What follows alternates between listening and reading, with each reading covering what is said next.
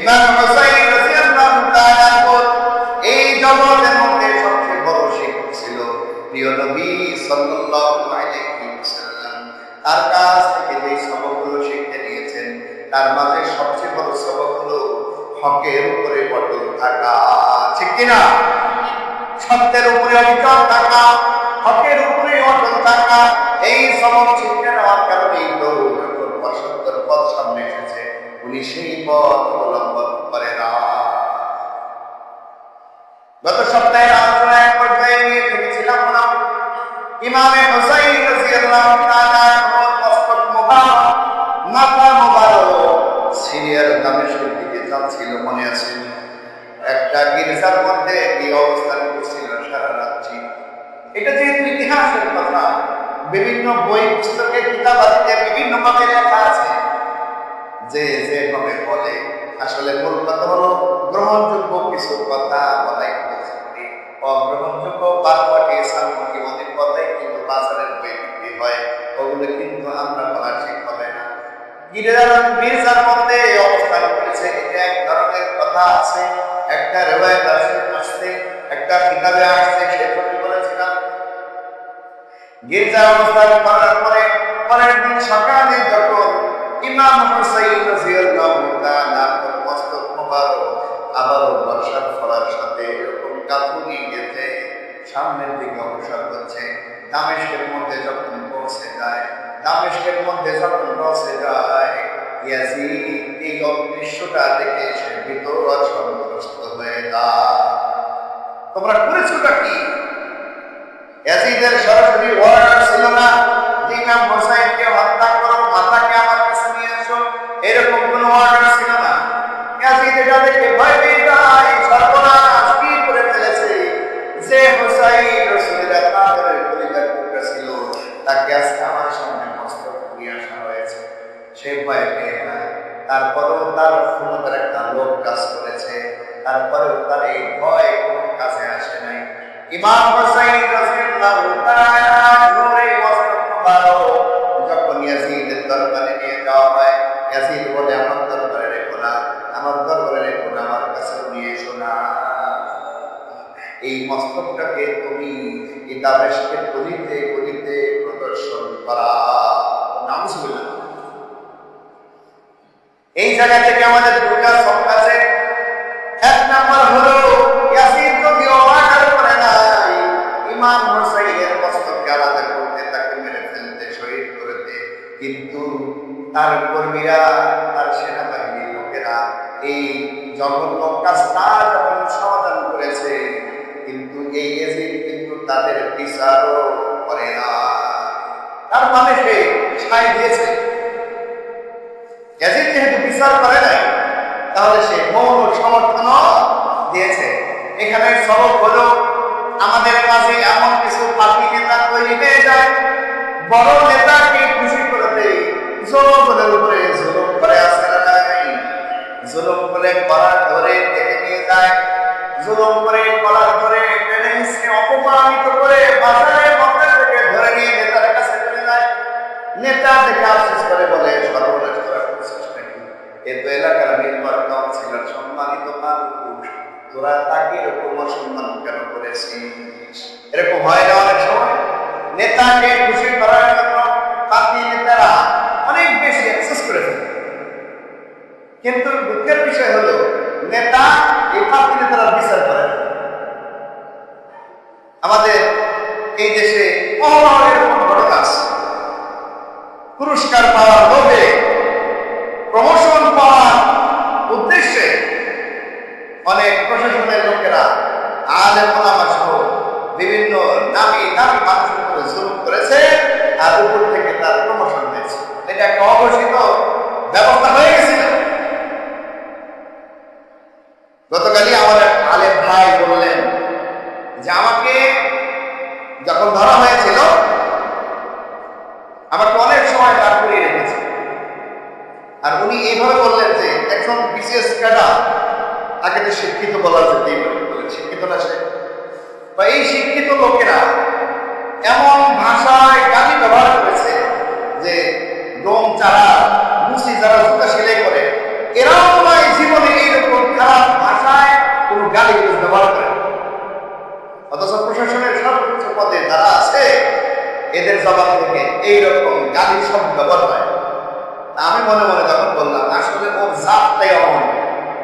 ভাগ্য চক্রে ওখানে চলে গেছে, ঠিক কিনা বলেন? কুল্লু ইনা ইনা তারা সামগ্রী মাফি, কলসির মধ্যে যে জিনিস থাকবে ঢাললে সেটাই বের হবে। কলসির মধ্যে যদি মধু থাকে ঢাললে মধু বের হবে, কলসির মধ্যে যদি খেজুরের রস থাকে ঢাললে সেটাই বের হবে। কুল্লু ইনা ইনা তারা সামগ্রী মাফি, সে যদিও বিশেষ ক্যাডার হয়েছে কিন্তু তার আজম ওই রকম নিচু পদের একেবারে লো কোয়ালিটির সংসারে ফ্যামিলিতে তার জন্ম হয়েছে। এই কারণে তার জবানটাও কি খারাপ, তার কলমটাও খারাপ, তার জবানটাও পসাগান্দা ফাসে খুদা, জিন্দেগিতে হেদায়েত পাবে না, হেদায়েত হবে না। আল্লাহ তাআলা বলেছেন ইন্নাল্লাহা লা ইয়াহদিল কওমাল ফাসিকিন, যারা প্রকাশ্যে গুনাহ করে করে ফাসিক হয়েছে এই ফাসিকদের কখনোই হেদায়েত হবে না। নাউজুবিল্লাহ বলে। সদা সর্বদা যারা গালি ব্যবহার করে এরা ফাসিক, এরা কি ফাসিক। এই গালি বলার জবান বলা এদের হবে না। আল্লাহ মাফ করে বলেন আমিন।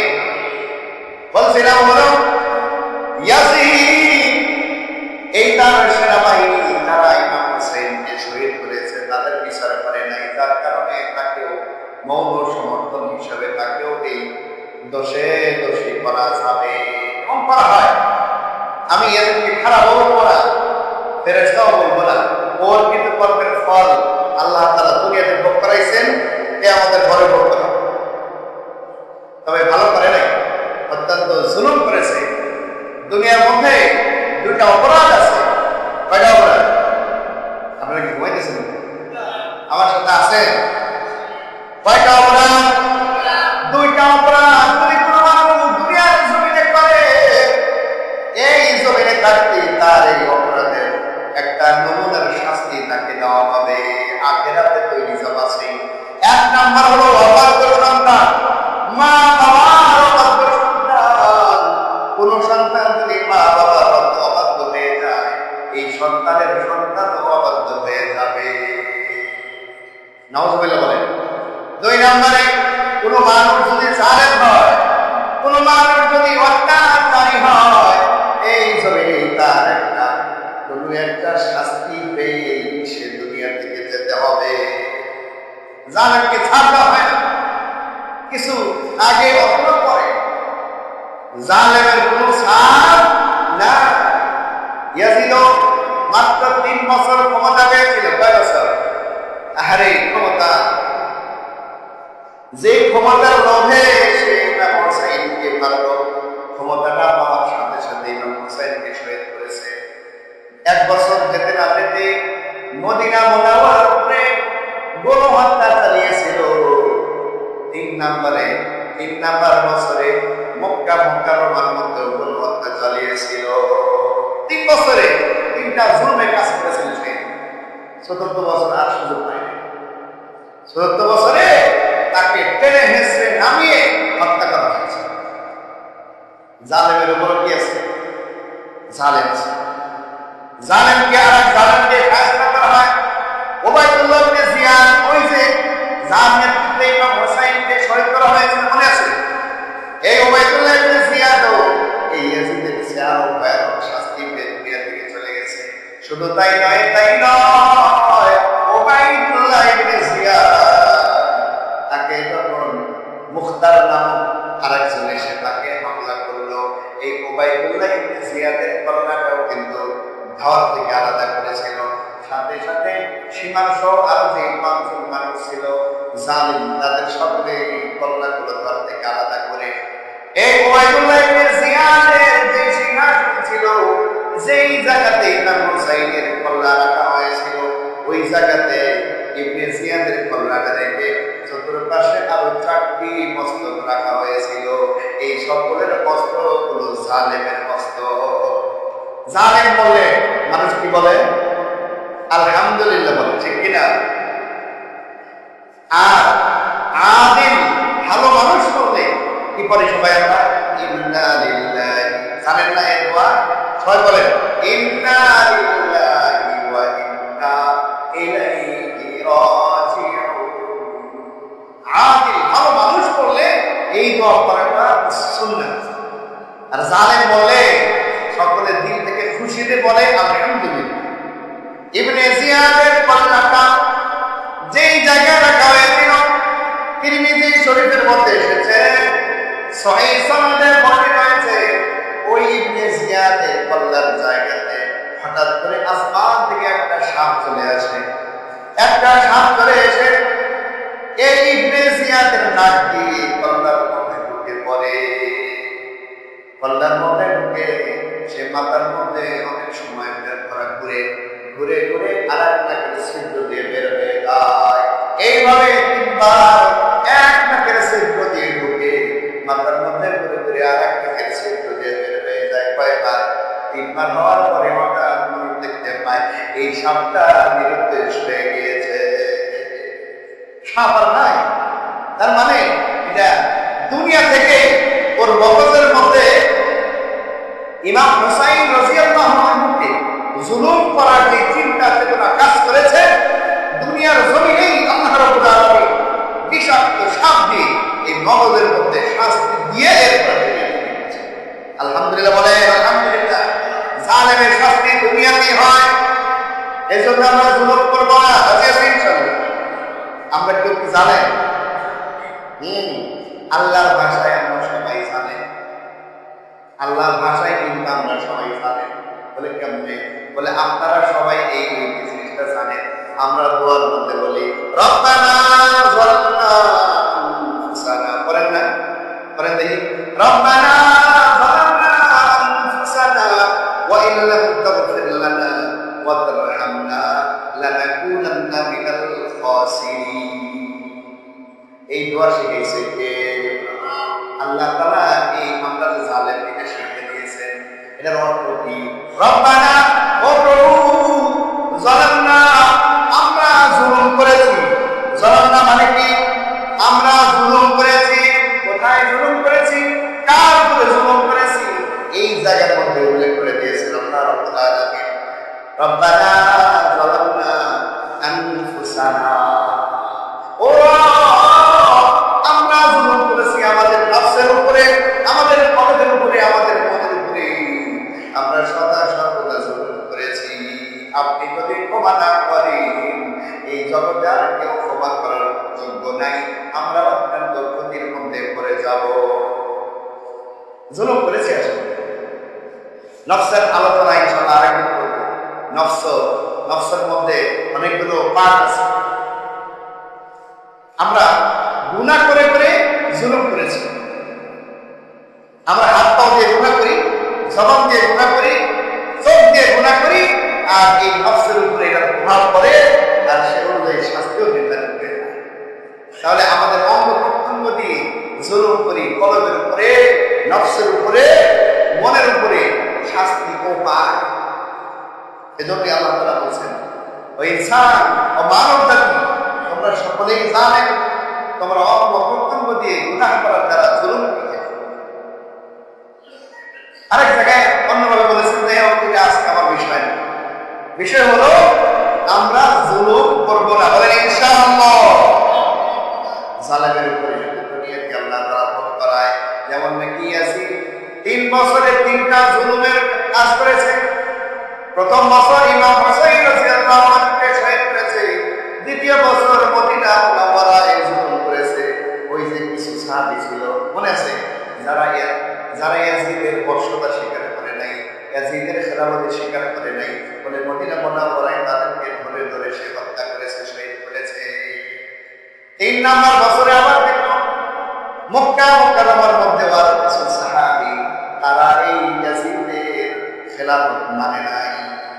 ওই বছর সে এমন জঘন্য কাজ করেছে, খানায় কাবার দেয়ালের সাথে কামান ফিট করেছে। নাউজুবিল্লাহ বলে। হারাম শরীফ বলা হয় যে কাবা শরীফের যে চত্বর, এর ভিতরে কোনো ধরনের পশু হত্যা করা হারাম। এই যে মানুষ হজে যায়, মাথার উপরে যদি আসে মারা নিষেধ ওই জায়গায়। মাসলাটা বুঝলেন? উপর আসে না অনেকের মাথায়, বিশেষ করে আমাদের মা বাবাদের মাথায় উপর নাই, এরকম মহিলা পাওয়া মুশকিল আছে। বলা হজে যায়, ওখানে যদি উপর হাতে পারে এই উপরটা সেখানে মারা নিষেধ। আর সেই জায়গায় এই জালেম ইয়াজিদ খানায় কাবার ওয়ালের সাথে কামান ফিট করেছে, অনেক দলিলুল কদর সাহাবীদেরকে সে শহীদ করেছে। আমরাও মজলুম, কিন্তু আমাদের অনেক বেশি সময় দিতে হয়েছে, অনেক বেশি মজলুম হতে হয়েছে। কিন্তু ওনারা তো আল্লাহ রাসূলের গড়া সাহাবী, ওনাদের জুলুমটা অত্যন্ত বেশি কার্যকর হয়েছে। আল্লাহর আরশ কেঁপে গিয়েছে, বেশি দিন যেতে দেয় নাই। আল্লাহ রাব্বুল আলামিন 3 বছরের মধ্যেই তাকে ধরে ফেলেছে। এই ইয়াজিদকে উৎখাত করে অন্য শাসক এসে এই প্রশাসনকে গ্রহণ করেছে। এটার ইতিহাস সামনে আরো অনেক যাবে। তো কারবালার সাথে সামঞ্জস্য এ পর্যন্ত আসে। এখন কথা হয়ে যায় এই মস্তক মোবারক এরপরে কি করা হয়। ইতিহাসে বেশ কয়েকটা রিওয়ায়াত আছে এই মাথা, এই মস্তক মোবারক কি করা হয়েছে। একটা কিতাবের মধ্যে লিখেছে ইয়াজিদ 3 দিন এই দামেস্ক শহরে হুসাইন রাদিয়াল্লাহু আনহু মস্তক মোবারক প্রদর্শন করাইছে, মানুষকে শিক্ষা দিয়েছে, দেখো দেখো ইয়াজিদের খেলাফত যে মানবে না তার এই অবস্থা হয়। ও দুনিয়ার মানুষ, তোমরা শিক্ষা নাও, এই হুসাইনের মতো তোমরা যেন পরিণতিতে না ভোগ করো। 3 দিন ইয়াজিদ দামেস্ক শহরে পড়ানোর পরে আবারও সেই সেনাবাহিনীর কাছে লোকের মাধ্যম দিয়া আবারও সে পাঠিয়ে দিয়েছিল কারবালার ময়দানে। একটা রিওয়ায়াত যারা এনেছিল তারাই আবার এই মস্তক মোবারক কারবালার মধ্যে নিয়ে আসে। কারবালার মধ্যে যখন নিয়ে আসে, ওইদিকে ইমাম হুসাইন রাদিয়াল্লাহু আনহু দেহ মোবারক ঘোড়ার সাথে বেঁধে কারবালা প্রান্তর ঘোরাঘুরি করাইছিল। কারবালা প্রান্তর রক্তে রঞ্জিত হয়ে গিয়েছিল। বর্ষা আঘাতের কারণে শরীর টুকরা টুকরা হয়ে গিয়েছিল, শরীর ক্ষত বিক্ষত হয়ে গিয়েছিল, টুকরা টুকরা এরকম রক্ত বের হইতেছিল। তীরের আঘাত যেখানে লেগেছে সেখান দিয়ে রক্ত ঝরতেছিল। এমন অবস্থায় ইমাম হুসাইন রাদিয়াল্লাহু তাআলা শরীর মোবারক কারবালা প্রান্তরের মধ্যে ঘুরাইছিল। এই ঘোড়ার পিছনে লাগিয়ে দিয়ে এই ঘোড়াকে ছুটাই দিয়েছিল, কারবালা প্রান্তর রক্তে রঞ্জিত করে ফেলেছিল। ওই ঘরের সাথে এই কল্লা মোবারক নিয়ে একসাথে করে ওইখানেই দাফন করা হয়েছিল। একটা রাত এমন পাওয়া যায়, আরেকটি রাত পাওয়া যায় ইমাম হুসাইন রাদিয়াল্লাহু তাআলা মস্তক মোবারক ইয়াজিদ লোক মারফতে মদিনা মুনাওয়ারায় পাঠিয়ে দেয়। মদিনা মুনাওয়ারায় নিয়েছে জান্নাতুল বাকিতে আম্মা জান ফাতেমাতুজ জোহরা রাদিয়াল্লাহু তাআলা আনহার পাশে দাফন করিয়ে দাও। মহিলাদের জান্নাতের সরদারিনীর নাম কি? ফাতেমাতুজ জোহরা। আর যুবকদের জান্নাতের সরদারের নাম কি? আশাবাবি আহলিল জান্নাহ। আল ইমাম হাসান ওয়াল হুসাইন শাবাবি আহলিল জান্নাহ। যুবকদের এই জান্নাতের মধ্যে নেতা হবে, সরদার হবে ইমাম হাসান আর হুসাইন রাদিয়াল্লাহু তাআলা আনহুমা। আর মহিলাদের জান্নাতের নেতা হবে কে? মা ফাতেমা রাদিয়াল্লাহু তাআলা আনহা। আরেকটা ইতিহাসের মধ্যে আছে ইমাম হুসাইন রাদিয়াল্লাহু আনহুর মাথা মুবারক হযরত আলী কারামাল্লাহু ওয়াজহাহু পাশেই দাফন করা হয়েছিল। এই তিনটি কথা শুনলেন। ৪র্থ নাম্বার আরেকটি রিওয়ায়াত এসেছে, তারিখের কিতাবের মধ্যে লিখেছে ইয়াজিদ যতদিন ক্ষমতার মধ্যে ছিল ততদিন সে এই ইমাম হুসাইনের মাথা মুবারক দাফন করে না। ইমাম হুসাইন রাদিয়াল্লাহু আনহু মাথা মুবারক সুন্দর কাপড় দিয়ে পেঁচিয়ে, লাল টুকটুকে কাপড় দিয়ে পেঁচিয়ে, সুন্দর কিছু মেডিসিন মাখিয়ে তার যে খাজানা ছিল সেখানে সে সংরক্ষণ করে রেখেছিল। ওই জমানার মধ্যে যেভাবে রাখলে থাকবে, বুঝবে না, বলবে না, সেইভাবেই সে রেখেছিল। যতদিন সে ক্ষমতায় ছিল ততদিন সেই মস্তকটা ছিল।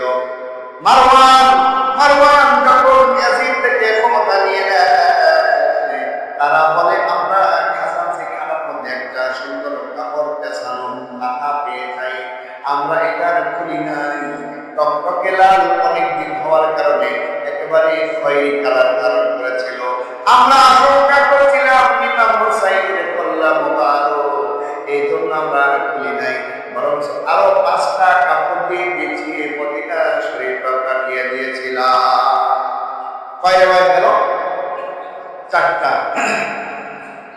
পাঁচ নম্বরের আয়াত আছে হলো ইমাম হুসাইন রাদিয়াল্লাহু তাআলা আল্লাহ মুবারক ইয়াজিদ সেখান থেকে আসকালান শহর পাঠিয়ে দেয়। আসকালান শহর হলো আফ্রিকা মহাদেশের মধ্যে পড়েছে, আর সেটার বর্তমান দেশের নাম হলো মিশর। মিশর কিন্তু এশিয়ার মধ্যে পড়ে নাই, মিশর পড়েছে আফ্রিকা মহাদেশে। আসকালান শহরে যাওয়ার পরে সেখানে এক জায়গায় দাফন করা হয়েছিল। উমাইয়া খলিফা যখন হয়ে যায়, উমাইয়া খিলাফতের কালে যখন এসে যায়, তখন ওই আসকালান শহর থেকে ইমাম হুসাইন রাদিয়াল্লাহু আনহু আল্লাহ মুবারক সেখান থেকে তুলে ফেলে, তুলে আবার মিশরের কায়রো শহরের মধ্যে একটা জায়গা আছে, ওই জায়গার মধ্যে দাফন করা হয়। এই রিওয়ায়াতের মধ্যে লিখেছেন ইমাম হুসাইন রাদিয়াল্লাহু তাআলা কে যখন দাফন করা হয়েছে তার থেকে কত শত বছর পরে আসকালান শহর থেকে যখন এই মাথা মোবারককে তোলানো হয়েছিল অন্য জায়গায় দাফন করার জন্য, ওই রিওয়ায়াতের মধ্যে লিখেছে কারবালার প্রান্তরে যেমন রক্ত টিমটিমে টমটম করে বের হইতেছিল, 500 বছর পরে ওই ইমাম হুসাইনের মাথা থেকে তখনও রক্ত ঝরছিল। সুবহানাল্লাহ। শহীদের রক্ত কখনো শুকায় না, জানেন এটা? শহীদের রক্ত কখনো শুকায় না, টাটকা রক্ত থাকে। এই তো 90-র দশক বা 80-র দশক আমরা এটা পড়েছি। ইরাকের মধ্যে এক সাহাবীর কবর ছিল, এক সাহাবীর কবর। এই কবরের পাশ দিয়ে নদী চলে গেছে, নদী যাওয়ার কারণে এই লাশ নদীর একেবারে কিনারায় চলে আসছে। তৎকালীন মিশরের যে বাদশাহ, তৎকালীন ইরাকের যে বাদশাহ, তাকে স্বপ্নে দেখাইছে আমি অমুক সাহাবী, আমাকে এখান থেকে সরিয়ে নিয়ে অমুক কবরস্থানে দাফন করো। কয়েকদিনের স্বপ্ন দেখার পরে ইরাকের বাদশাহ হুকুম করলো, ঠিক আছে, বুলডোজার নিয়ে যাও, ভেকু নিয়ে যাও, আদরের সাথে মাটিগুলো খনন করো, যেহেতু নদীর কিনারায় সুন্দর করে মাটি খনন করে ওনাকে ওখান থেকে তুলে নিয়ে আসো। ইমাম সাহেবদেরকে সাথে নিয়ে, আলেম ওলামাদেরকে সাথে নিয়ে একটা ভেকু নিয়ে গেছে। ওই যে ভেকুটা মাটি উঠায়, এটা আস্তে আস্তে মাটি উঠাচ্ছিল। এক পর্যায়ে মাটি উঠাইতে উঠাইতে এই কপালের এই পাশটাতে একটু ছোঁয়া লেগে যায়, একটু ছোঁয়া লাগে। এই ছোঁয়া লাগার সাথে সাথে দেখে এই লাশ থেকে তাজা রক্ত বেশি দিন আগের ঘটনা। কোরআনে এটাই বলে যে তোমরা শহীদদেরকে মৃত বলো না, শহীদরা কি জীবিত। ইমাম হুসাইন রাদিয়াল্লাহু তাআলার পক্ষ থেকে একেবারে টাটকা রক্ত ঝরঝরে ছিল, ওইটাকে আমার সুন্দর করে কাপড় পরাইয়া আসকালান শহর থেকে নিয়ে এসে কায়রোর মধ্যে একটা জায়গায় দাফন করা হয়। ওই জায়গায় এখন একটা সুন্দর মসজিদ হয়েছে, মসজিদ আল হুসাইন। মসজিদ আল হুসাইন ইন্টারনেটের জগৎ আপনারা সামনে পেয়ে যাবেন। এই মসজিদের পশ্চিম ডান পাশে ইমাম হুসাইনের সেই মস্তক রাখা আছে। ওইখানে শত শত মানুষ যায়, এখনো জিয়ারত করে। এখন ভাগ হয়ে গেছে দুইটা, শিয়া যারা ইরানি, ইরাকের কিছু অংশ, সিরিয়ার কিছু অংশ, যে শিয়া জাতিগোষ্ঠী তারা আছে, এরা কিন্তু ইমাম হাসান হুসাইনকে, আলী রাদিয়াল্লাহু আনহুকে নবীর চাইতে কোন কোন সম্প্রদায় আছে, শিয়ার মধ্যে কোন কোন সম্প্রদায় আছে আমাদের নবীর চাইতে আলীকে বেশি সম্মান দিয়ে থাকে, এই জন্য তারা কাফের। আর শিয়ার মধ্যে কোন কোন সম্প্রদায় আছে নবীকে নবী হিসেবেই মানে, আর আলীকে নবীর সাহাবী হিসেবে মানে, এরা মুসলমান। তো কারবালার প্রান্তরে কিন্তু এই যে মুহররম মাস ব্যাপী পুরো মাস শিয়ারা কিন্তু সেখানে বিভিন্ন আচার অনুষ্ঠান করে থাকে।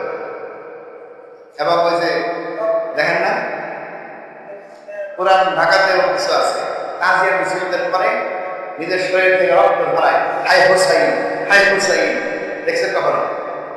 বড় বড় যে পাতলা পাতলা টিন দিয়ে সুতা বাঁধে, এরকম 10-20টা একসাথে করে পিঠে আঘাত করে আর বলে হাই হাসান, হাই হুসাইন।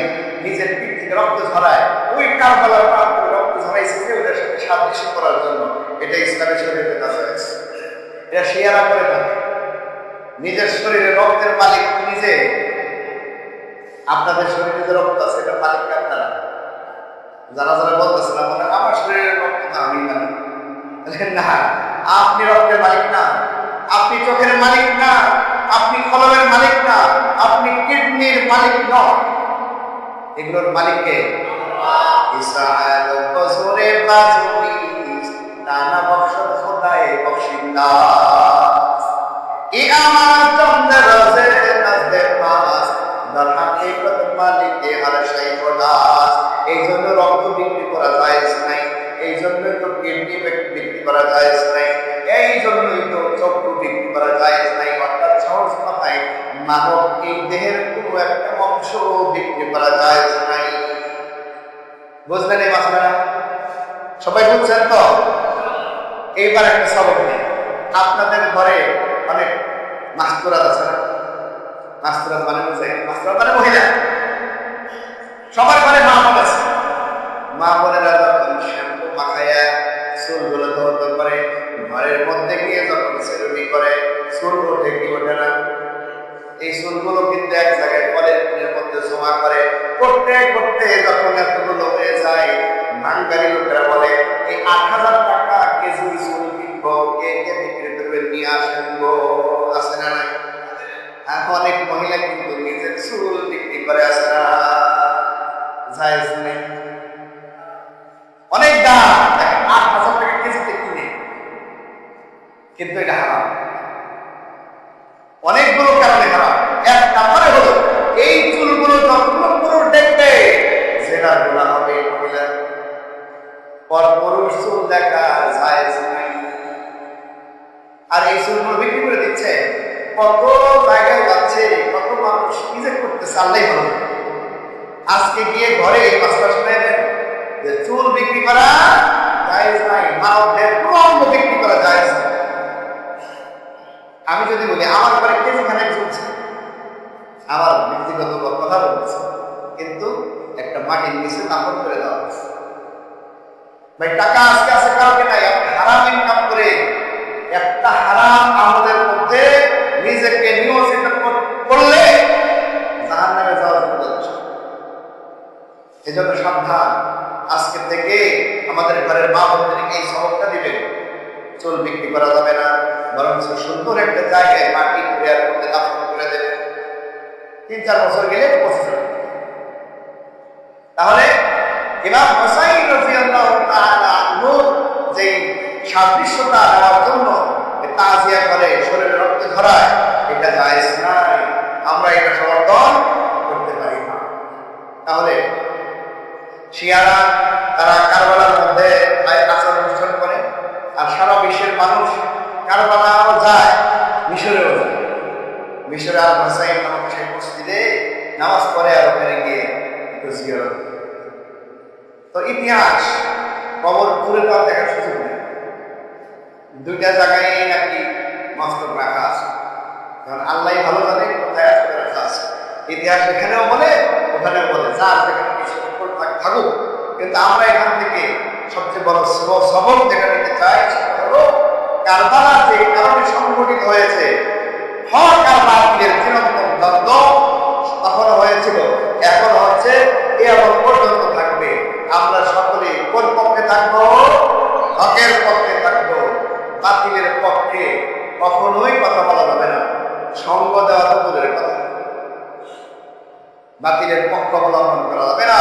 এই জন্য সব মানুষের সাথে আমরা বন্ধুত্ব করব, ভালো মানুষের সাথে সংযোগ তৈরি করব। ইয়া আইয়ুহাল্লাযীনা আমানু তাকুল্লাহ ওয়া কুনু মা'আস সাদিকিন। আল্লাহ তাআলা বলেন, ও ঈমানদারেরা, তোমরা তো বন্ধুত্ব করবে, তোমরা তো মানুষের সাথে সংযোগ তৈরি করবে, তোমরা একে অপরের সাথে সময় কাটাবে, কিন্তু মনে রেখো, জেনে রেখো, ওয়া কুনু মা'আস সাদিকিন, সাদিক সত্যবাদী যারা আছে, হকের পক্ষে যারা আছে, তাদের সাথেই তোমরা বন্ধুত্ব করো। আল্লাহুম্মা আমিন বলেন।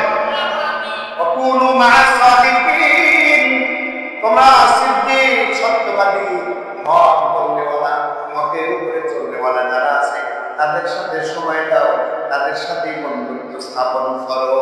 আল্লাহুম্মা আমিন। এটাই হলো কারবালার আগা করার সবচেয়ে বড় সবক, সবচেয়ে বড় সবক। আশেপাশে আরো সবক চলে গেছে, বলা হয়েছে। এখন আমাদের দিন করে ইখলাসের নিয়তে যারা শুনেছি, আমরা সকলেই চেষ্টা করবো যেন এখান থেকে আমরা আমলের কিছু খোরাক পেয়েছি, সেটার উপরে আমল যেন করতে পারি। আল্লাহ তাআলা সেই তৌফিক দান করেন।